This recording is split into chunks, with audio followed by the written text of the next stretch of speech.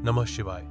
कहते हैं जो श्रद्धा से शिव महापुराण के महात्म्य का पाठ करता है उसे न केवल इस लोक में पुण्य प्राप्त होता है बल्कि शिवलोक तक की यात्रा भी सहज हो जाती है।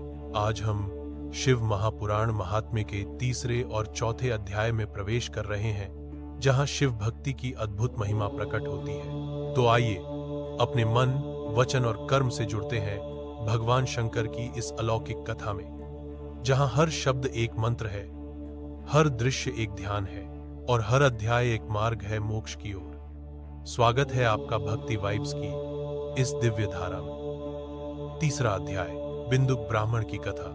श्री सूत जी बोले, शौनक सुनो, मैं तुम्हारे सामने एक अन्य गोपनीय कथा का वर्णन करूंगा, क्योंकि तुम शिव भक्तों में अग्रगण्य व वेदवेत्ताओं में श्रेष्ठ हो। समुद्र के निकटवर्ती प्रदेश में वाशकल नामक गांव है, जहां वैदिक धर्म से विमुख महापापी मनुष्य रहते हैं। वे सभी दुष्ट हैं एवं उनका मन दूषित विषय भोगों में ही लगा रहता है। वे देवताओं एवं भाग्य पर विश्वास नहीं करते।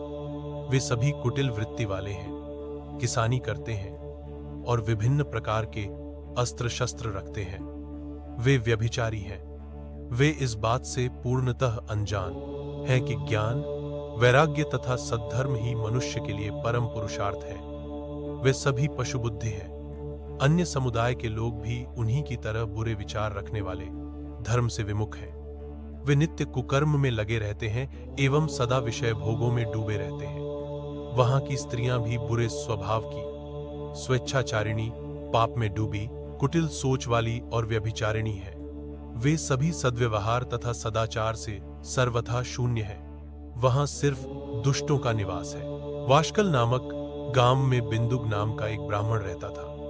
वह अधर्मी, दुरात्मा एवं महापापी था।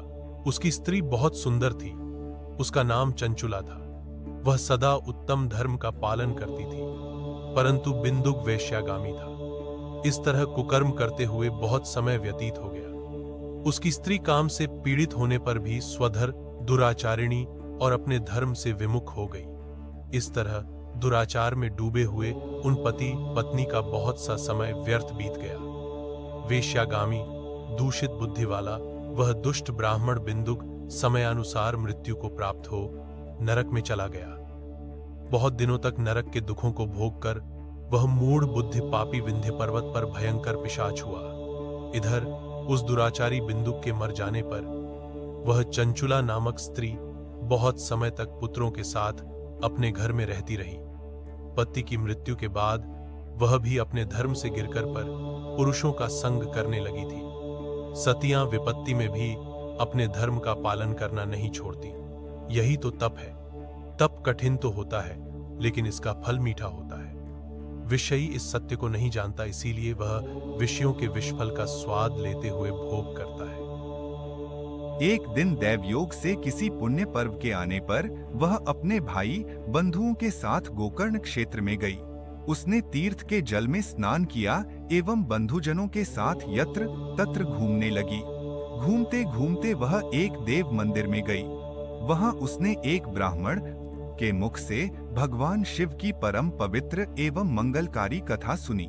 कथावाचक ब्राह्मण कह रहे थे कि जो स्त्रियां व्यभिचार करती हैं, वे मरने के बाद जब यमलोक जाती हैं, तब यमराज के दूत उन्हें तरह तरह से यंत्रणा देते हैं। वे उसके कामांगों को तप्त लौह दंडों से दागते हैं। तप्त लौह के पुरुष से उसका संसर्ग कराते हैं। ये सारे दंड इतनी वेदना देने वाले होते हैं कि जीव पुकार पुकार कर कहता है कि अब वह ऐसा नहीं करेगा, लेकिन यमदूत उसे छोड़ते नहीं। कर्मों का फल तो सभी को भोगना पड़ता है। देव, ऋषि, मनुष्य सभी इससे बंधे हुए हैं। ब्राह्मण के मुख से यह वैराग्य बढ़ाने वाली कथा सुनकर चंचुला भय से व्याकुल हो गई। कथा समाप्त होने पर सभी लोग वहां से चले गए।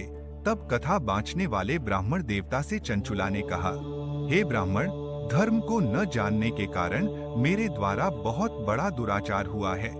स्वामी, मेरे ऊपर कृपा कर मेरा उद्धार कीजिए। आपके प्रवचन को सुनकर मुझे इस संसार से वैराग्य हो गया है। मुझ मूढ़ चित्त वाली पापिनी को धिक्कार है। मैं निंदा के योग्य हूँ। मैं बुरे विषयों में फंसकर अपने धर्म से विमुख हो गई थी।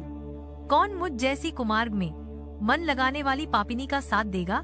जब यमदूत मेरे गले में फंदा डालकर मुझे बांधकर ले जाएंगे और नरक में मेरे शरीर के टुकड़े करेंगे, तब मैं कैसे उन महायातनाओं को सहन कर पाऊंगी? मैं सब प्रकार से नष्ट हो गई हूँ, क्योंकि अभी तक मैं हर तरह से पाप में डूबी रही हूँ। हे ब्राह्मण, आप मेरे गुरु हैं, आप ही मेरे माता पिता हैं। मैं आपकी शरण में आई हूँ, मुझ अबला का अब आप ही उद्धार कीजिए। सूत जी कहते हैं, शौनक, इस प्रकार विलाप करती हुई चंचुला ब्राह्मण देवता के चरणों में गिर पड़ी। तब ब्राह्मण ने उसे कृपा पूर्वक उठाया। चौथा अध्याय। चंचुला की शिव कथा सुनने में रुचि और शिवलोक गमन।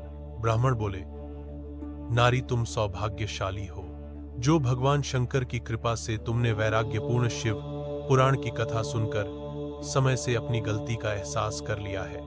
तुम डरो मत और भगवान शिव की शरण में जाओ। उनकी परम कृपा से तुम्हारे सभी पाप नष्ट हो जाएंगे। मैं तुम्हें भगवान शिव की कथा सहित वह मार्ग बताऊंगा जिसके द्वारा तुम्हें सुख देने वाली उत्तम गति प्राप्त होगी।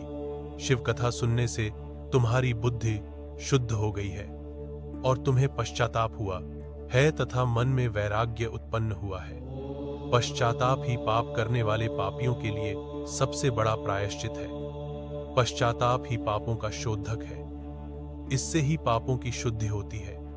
सत्पुरुषों के अनुसार पापों की शुद्धि के लिए प्रायश्चित पश्चाताप से ही संपन्न होता है। जो मनुष्य अपने कुकर्म के लिए पश्चाताप नहीं करता वह उत्तम गति प्राप्त नहीं करता, परंतु जिसे अपने कुकृत्य पर हार्दिक पश्चाताप होता है वह अवश्य उत्तम गति का भागीदार होता है, इसमें कोई शक नहीं है। शिव पुराण की कथा सुनने से चित्त की शुद्धि एवं मन निर्मल हो जाता है। शुद्ध चित्त में ही भगवान शिव व पार्वती का वास होता है। वह शुद्धात्मा पुरुष सदाशिव के पद को प्राप्त होता है। इस कथा का श्रवण सभी मनुष्यों के लिए कल्याणकारी है, अतः इसकी आराधना व सेवा करनी चाहिए। यह कथा भवबंधन रूपी रोग का नाश करने वाली है। भगवान शिव की कथा सुनकर हृदय में उसका मनन करना चाहिए, इससे चित्त की शुद्धि होती है। चित्त शुद्धि होने से ज्ञान और वैराग्य के साथ महेश्वर की भक्ति निश्चय ही प्रकट होती है तथा उनके अनुग्रह से दिव्य मुक्ति प्राप्त होती है।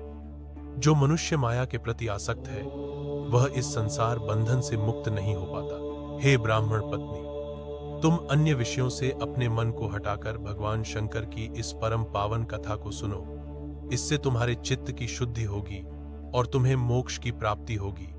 जो मनुष्य निर्मल हृदय से भगवान शिव के चरणों का चिंतन करता है उसकी एक ही जन्म में मुक्ति हो जाती है। सूत जी कहते हैं, शौनक, यह कहकर वे ब्राह्मण चुप हो गए।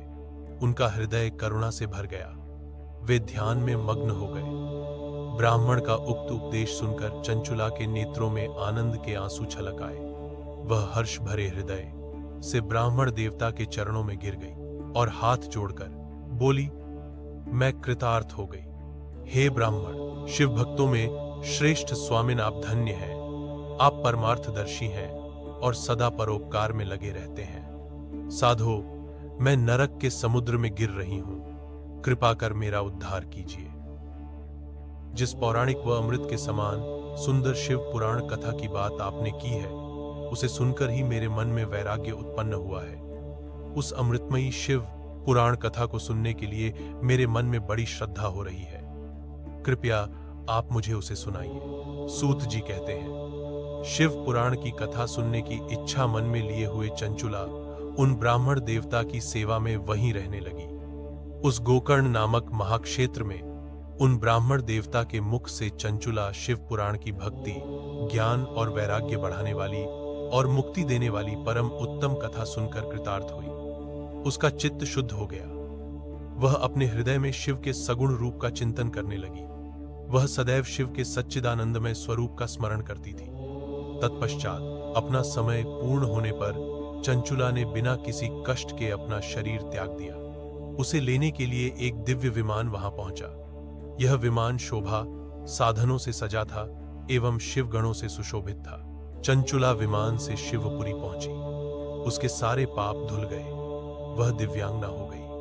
वह गौरांगी देवी मस्तक पर अर्धचंद्र का मुकुट व अन्य दिव्य आभूषण पहने शिवपुरी पहुंची। वहां उसने सनातन देवता त्रिनेत्रधारी महादेव शिव को देखा। सभी देवता उनकी सेवा में भक्तिभाव से उपस्थित थे।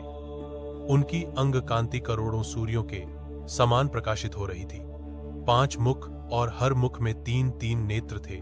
मस्तक पर अर्धचंद्राकार मुकुट शोभायमान हो रहा था। कंठ में नील चिन्ह था। उनके साथ में देवी गौरी विराजमान थी, जो विद्युत पुंज के समान प्रकाशित हो रही थी। महादेव जी की कांति कपूर के समान गौर थी। उनके शरीर पर श्वेत वस्त्र थे तथा शरीर श्वेत भस्म से युक्त था। इस प्रकार भगवान शिव के परम उज्ज्वल रूप के दर्शन कर चंचुला बहुत प्रसन्न हुई। उसने भगवान को बारंबार प्रणाम किया और हाथ जोड़कर प्रेम, आनंद और संतोष से युक्त हो विनीत भाव से खड़ी हो गई। भगवान शंकर व भगवती गौरी उमा ने करुणा के साथ सौम्य दृष्टि से देखकर चंचुला को अपने पास बुलाया। गौरी उमा ने उसे प्रेम पूर्वक अपनी सखी बना लिया। चंचुला उमा देवी की सखी के रूप में निवास करने लगी। यदि आपके मन में भी यह कथा कोई भाव जगा गई हो तो अपनी श्रद्धा के इस दीप को औरों के साथ भी बांटिए। जुड़े रहने के लिए चैनल को लाइक करें, सब्सक्राइब करें, अपने मित्रों और परिवारजनों के साथ शेयर करें और बेल आइकन जरूर दबाएं। नमः शिवाय।